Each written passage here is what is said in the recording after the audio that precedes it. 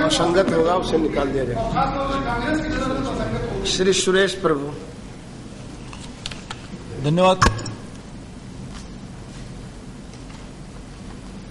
Sir. आज हम हमारी पूरे देश का नक्शा हमारे सामने रखे तो एक बहुत चिंता का विषय है कि ऐसे बहुत सारे इलाके हैं जहां पर नक्सलवाद फैला हुआ है। जम्मू एंड कश्मीर है वो पूरी तरह से प्रभावित प्रदेश है। हमारा पूर्वांचल जो है वो भी आज हम उसे शांत नहीं कह सकते। यानी शायद हमारे असम में हमने कानून पास किया था कि वहां पर कोई इलाका यदि सुरक्षित ना हो, कुछ आतंकवाद से प्रभावित हो, तो हम उसे डिस्टर्ब एरिया एक्ट कहते थे। आज शायद हमारे पूरे देश का नक्शा देखने के बाद हमें कहना होगा कि शायद इसी इलाके के बारे में हमें कहे कि ऐसा कौन सा इलाका है जो प्रभावित नहीं है, सुरक्षित है। और इसलिए ये बहुत ही चिंता का विषय है कि आज पूरे देश में आम जनता के दिल में बहुत ही असुरक्षितता की भावना है। और जो इलाका आतंकवाद से प्रभावित न हो, ऐसा जो कोई छोटा बचा हुआ इलाका है, वैसे इलाके में आज दुर्भाग्य में कानून और सुरक्षितता की जो व्यवस्था है वो पूरी तरह से कोलैप्स हो गई है और उसके लिए भी आम जनता काफी परेशान है। सर, आप यदि देखने जाएंगे तो जो बेकसूर लोग हैं, जिन्होंने आज किसी तरह का गुनाह नहीं किया, वही जो आतंकवाद के बलि बन जाते हैं। और इसलिए शायद हमारे जो गृह मंत्रालय है उसकी जिम्मेदारी बनती है कि जिस तरह से एक छोटा बच्चा अपने माता पिता की तरफ देखता है और कहता है कि मैं छोटा हूं, मैं कुछ इस तरह की समस्याओं को हल नहीं कर पाऊंगा जो आज आम जनता सबके सामने है, तो आप मुझे सुरक्षित रखिए। मैं मानता हूं आज आम जनता ये चाहती है, ये पुकारती है कि आज गृह मंत्रालय उसी तरह से हमें सुरक्षितता की भावना देने का प्रयास करे। सर, आज इस गृह मंत्रालय की जो एनुअल रिपोर्ट है उसमें काफी चीजों के बारे में चर्चा की गई है और ये रिपोर्ट पढ़ने के बाद ही ये भावना पैदा होती है कि आज देश में एक पूरी तरह से असुरक्षितता की भावना है और उसको निपटने के लिए क्या क्या करना चाहिए इसके बारे में भी यहां चर्चा की गई है। यह भी कहा गया है कि ये जो अलग अलग समस्या है, खास करके नक्सलिज्म की, नक्सलवादी समस्याओं को सामना करने के लिए हमें एक पैकेज डील बनानी चाहिए। जो सोशो इकोनॉमिक रीजन है, सामाजिक जो परिवर्तन लाने की आवश्यकता है, उसके ऊपर भी ध्यान देने की जरूरत है। और यदि ये सब करना है तो मैं मानता हूं गृह मंत्रालय को आज तक जिस तरह से गृह मंत्रालय का जो बिजनेस रूल ऑफ बिजनेस है, जो अलग अलग काम करने की उनके ऊपर जिम्मेदारी, उनका जो उत्तरदायित्व है, उसमें भी कुछ परिवर्तन लाने की जरूरत है। यदि आप देखेंगे तो एक गृह मंत्रालय आज जो अलग अलग बात करता है, उसमें गृह मंत्रालय ऑफिशियल लैंग्वेज को देखता है, सेंसस को देखता है, पे एंड अलाउंसेस ऑफ मिनिस्टर्स को देखता है, पेंशन ऑफ फ्रीडम फाइटर्स को भी देखता है और साथ साथ में हमारी जो होम मिनिस्ट्री है, गृह मंत्रालय है, उसका एक उत्तरदायित्व बनता है कि सोशो इकोनॉमिक जो प्रॉब्लम्स है उसको भी किस तरह से देखे जाए। तो मैं मानता हूं सबसे पहली बात कि हमारे मंत्रालय को, गृह मंत्रालय को अलग तरीके का एक चेहरा देने की जरूरत है, जिसमें यदि आप समझे आज 165 जिलों में जिले नक्सलवाद से प्रभावित है। ये बात सही है कि पूरे के जिले प्रभावित नहीं है, ऐसा मैं नहीं कहता हूं, लेकिन ऐसे 165 जिले हैं जहां पर कोई इलाकों में नक्सलवादी एक्टिविटी चल रही है। यदि इन जिलों के साथ आपको निपटना है तो शायद जो सोशल इकोनॉमिक चेंज इस मंत्रालय ने कहा है कि हमको लाने की आवश्यकता है, यदि इस तरह का बदलाव आपको लाना है तो क्या ये मंत्रालय के पास ऐसे कोई साधन है, ऐसी कोई व्यवस्था है, ऐसी कोई पावर है जिसके आधार पर ये ला सकेंगे। इसीलिए मैं मानता हूं सोशल इकोनॉमिक चेंज लाने के लिए भी मंत्रालय के पास कुछ अलग तरह से प्रावधान होने चाहिए और जिससे लाने के लिए जो अलग अलग चीजों के ऊपर मंत्रालय का ध्यान मैं मानता हूं लेने की जरूरत है, वो कोई भी अलग मंत्रालय देख सकता है, उस कार्रवाई को यहां से हटा के दूसरी जगह लाना चाहिए। सर, मैं कह रहा था कि आज देश की जो पूरी लॉ एंड ऑर्डर सिचुएशन है, कानून और सुरक्षा की व्यवस्था है वो भी काफी चिंताजनक है। सर, आप कोई भी ऐसे इलाके में जाइए जहां के लोग ये दावे से कह सकेंगे कि यहाँ की जो पुलिस है, यहाँ की जो प्रशासन है, यहाँ की जो व्यवस्था है, उसके ऊपर हमें इतना भरोसा है कि हम किसी भी समय यहां से जा सकते हैं। हमारी जो प्रॉपर्टी है, हमारी जो जमीन है, वो आज इस इलाके में सुरक्षित है। सर, बहुत कम इलाकों में ये लोग इस बयान कह दे सकेंगे। इसलिए मैं मानता हूं हमारी पूरी देश की सुरक्षा व्यवस्था के ऊपर हमें अलग तरह से देखनी चाहिए। सर, नक्सलिज्म की जिक्र कर रहे थे, जम्मू एंड कश्मीर है, नॉर्थ ईस्ट है, उसके बारे में करूंगा ही। लेकिन 1990 में नक्सलिज्म से सिर्फ 16 जिले प्रभावित थे। आज उनकी संख्या, जैसे मैंने कहा, 165 तक आ गई है। तो 16 जिले से 165 तक हम कितने सालों में आए? 15 सालों में। और ये संजोग की बात है, इत्तेफाक की बात है कि यही जो समय है जिस समय में हमारे देश में 1991 से लेकर आज तक हमने आर्थिक सुधार लाने की एक नवीन प्रक्रिया को भी शुरुआत की। सो मैं खुद आर्थिक प्रक्रिया के सुधार के समर्थन का एक आदमी हूं। मैं चाहता हूं कि आर्थिक सुधार आने की जरूरत है, लेकिन साथ साथ में यह भी सोचने की आवश्यकता है कि यह तो कुछ ऐसा तो नहीं हुआ क्योंकि हमारा पूरा ध्यान सिर्फ आर्थिक सुधार के ऊपर था। हमने हमारी जो गरीब जनता है, जो गरीबी रेखा के रहने वाली जो लोग हैं, हमारे जो ऐसे दुर्लक्षित प्रभावित लोग हैं, उनके ऊपर हमारा ध्यान कहीं हट तो नहीं गया? क्या यह वजह नहीं कि उसी वजह में, उसी समय में हमारी आज पूरी तरह से 1990 से लेकर आज तक इतनी बड़ी संख्या में ये समस्या बढ़ गई?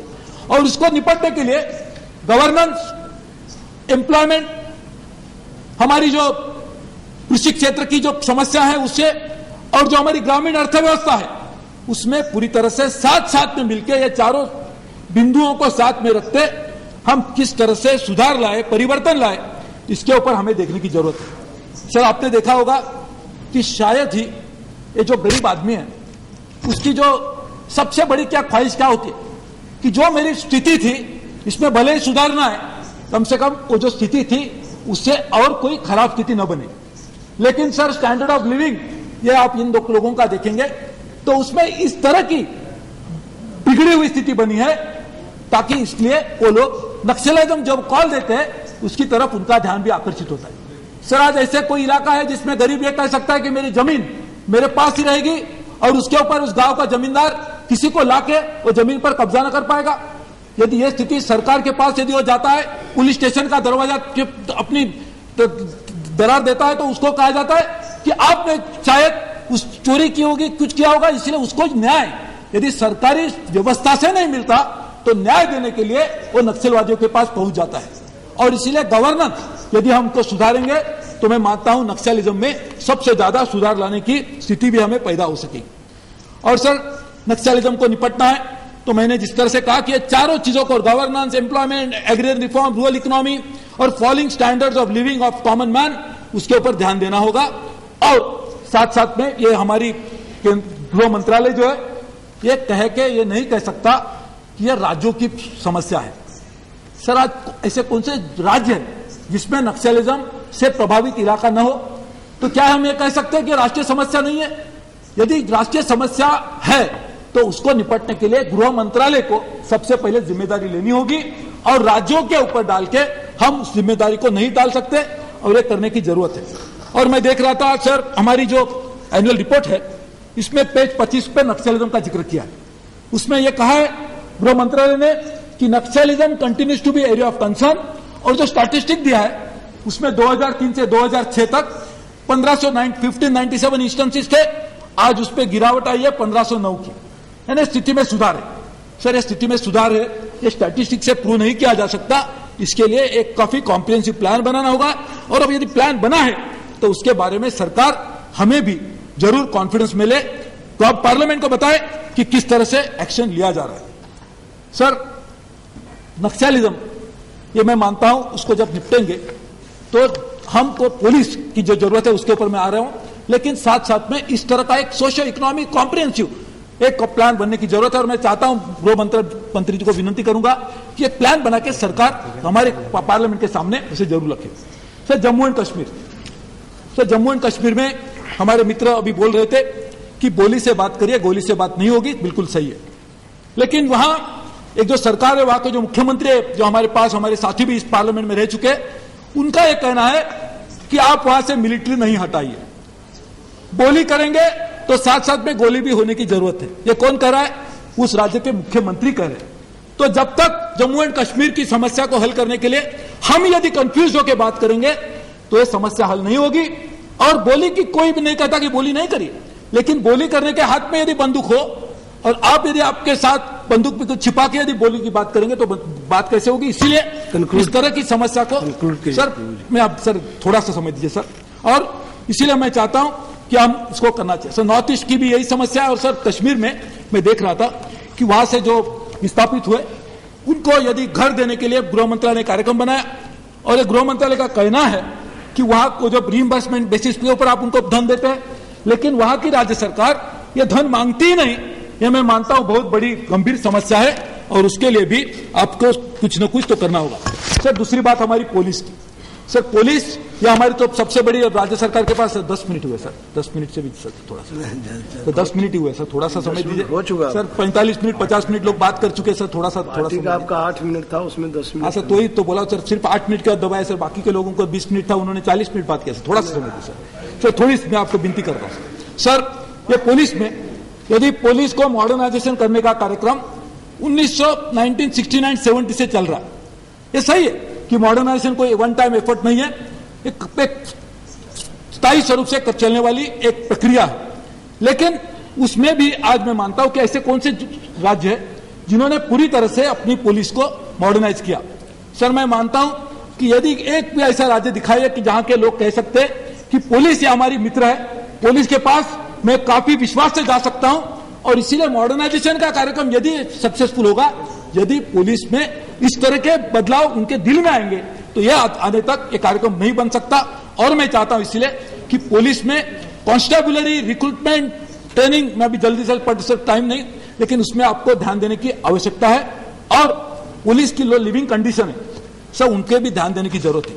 हम सब चीज पुलिस से अपेक्षा करते हैं, लेकिन जो पुलिस है, जो खास करके जो कॉन्स्टेबुलरी है, जो क्लास 4 एम्प्लॉइज है पुलिस पे काम करने वाले, जो ही गोलियां झेलते हैं, आज उनके लिए रहने के लिए व्यवस्था नहीं, उनके परिवार को सुरक्षितता नहीं, और इसीलिए उसमें भी आपको जरूर लाने की आवश्यकता है।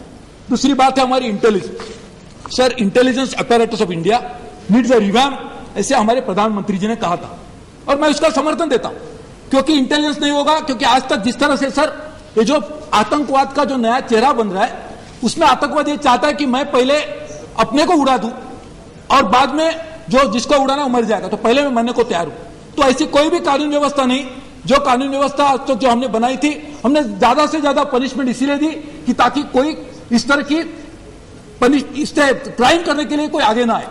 लेकिन क्राइम करने के लिए आप यदि मौत ही पहले बहुत आदमी मर जा रहा है तो आप नहीं करिए, इसलिए intelligence is the preventive crime, और उसके लिए इंटेलिजेंस के ऊपर ध्यान देने की जरूरत है। लेकिन मैं देख रहा था कि इंटेलिजेंस ब्यूरो जो गृह मंत्रालय के नीचे आता है और वो काम करता है, उनका एक अंग है सर, उसको आज पिछले साल के अनुमान में आज उसमें कुछ ज्यादा धन नहीं बढ़ा है, और प्लान्ड एक्सपेंडिचर तो आईबी में कुछ भी नहीं। यदि आप रिवैम्प करना चाहते हैं तो एक प्लान बनाना होगा, प्लान्ड एक्सपेंडिचर देना होगा, और उसके आधार पर ही पिछले साल के तुलना में आप उसमें परिवर्तन ला सकते हैं। और इसीलिए पूरी तरह से आप टेक्नोलॉजी और ग्राउंड ऑपरेटिव उनके सहायता से आईबी को एक नया रूप देने की जरूरत है, और यदि आप देंगे ऐसा भी मैं चाहता हूं। सर दूसरी एक बात है हमारी नेशनल आईडी कार्ड, जिसके बारे में जिक्र नहीं हुआ।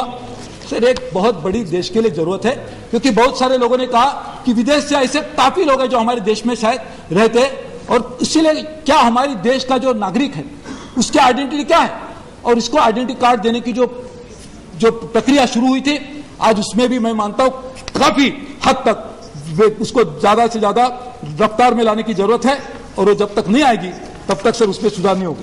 और सर मैं छोटी अभी साहब करे तो मैं सर समाप्त करता हूं एक बात कह के कि हमारे गृह मंत्री जी महाराष्ट्र राज्य से आते हैं, और उनकी और एक जिम्मेदारी है जिसमें मैंने कहा कि काफी रूल ऑफ बिजनेस देखेंगे तो बहुत बड़े हैं। उसमें भी जिम्मेदारी है कि राज्य सरकार यदि उनको विनती करती है तो कॉन्स्टिट्यूशन संविधान के तहत ऐसे जो पिछड़े इलाके हैं उसके लिए डेवलपमेंट बोर्ड बनाया जा सकता है। कोंकण को डेवलपमेंट बोर्ड बनाया जाए, इसके बारे में राज्य सरकार ने भी एक प्रस्ताव हमारी केंद्र सरकार को दिया था, और जिस इलाके का मैं प्रतिनिधित्व इस सदन में करता हूं, उस कोंकण के लोगों की भी एक ख्वाहिश है, मांग है, जिसके बारे में मैं इस सदन में काफी समय से बात करते आता हूं।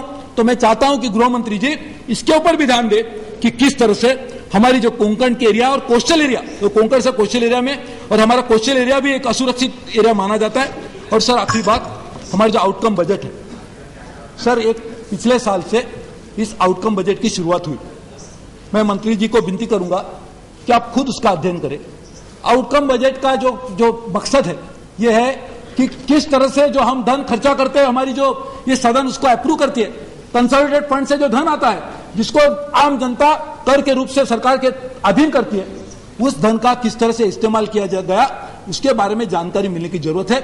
क्या किस तरह से हमारी जो ख्वाहिश थी, उम्मीद थी जो खर्चा करने से पूरी होने की, क्या वो पूरी हुई कि नहीं, इसके बारे में इसमें आवश्यक होने की जरूरत है। लेकिन सर आउटकम बजट, अभी मैं उसके बारे में कुछ आपको उदाहरण भी देता, लेकिन आप यदि चाहते हैं कि मैंने ज्यादा बात करूं तो मैं यही विनती आप करूंगा सरकार से कि खुद मंत्री जी आप इस आउटकम बजट का अध्ययन करें, उसमें सुधार लाने की कोशिश करें, क्योंकि पार्लियामेंट को outcome budget is an instrument to find out whether the public expenditure has been incurred in the manner in which it was sanctioned by this house. Thank you, sir. Shri Sugriv